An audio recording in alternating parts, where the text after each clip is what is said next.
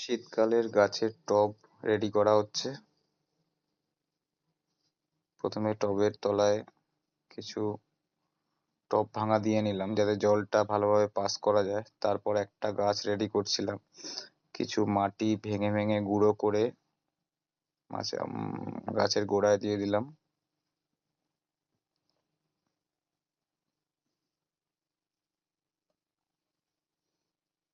গোড়াটা ভালো করে দিলাম, এবার কেটে দেবো গাছটার কাগজটা।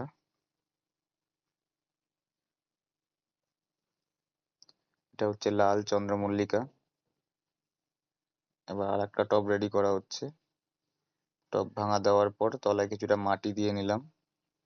টব ভাঙা দেওয়ার কারণটা যাতে জলটা ভালোভাবে পাস করতে পারে, কারণ গোড়ায় জল জমে গেলে গাছ এমনি মরে যাবে।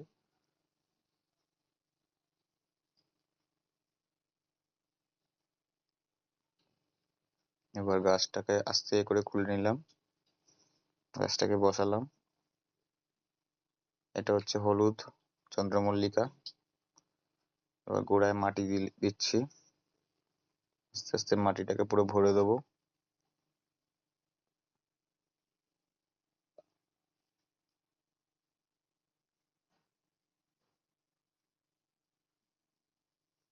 মাটিটা ভালোভাবে দেওয়ার পর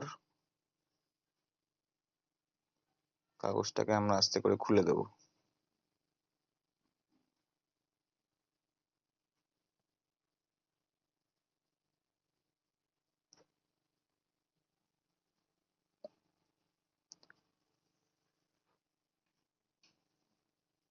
দ্বিতীয় গাছটাও আমাদের লাগানো হয়ে গেছে।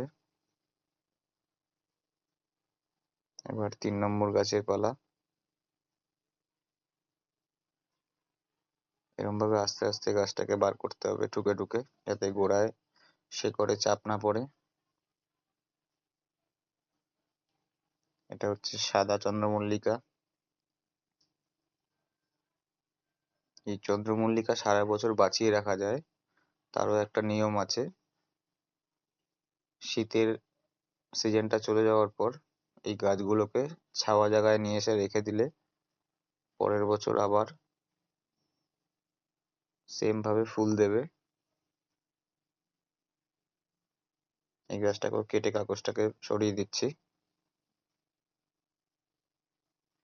গাছ লাগানো রেডি। 3টে টবগুলোকে বসিয়ে দিলাম। এবার গোড়ায় জল দিয়েছিলাম একটা গাছে, প্রত্যেকটা গাছে জল দিয়ে দিতে হবে গোড়ায় বেশি করে। গাছের অবধারিত মৃত্যু হবে। এই টব ভাঙাটা দিলাম তার কারণে জলগুলো ভালোভাবে পাস করে যাচ্ছে। এই জলগুলো যদি ভালোভাবে পাস না করে গোড়ায় আটকে গেলেই অবধারিত মৃত্যু হবে গাছের।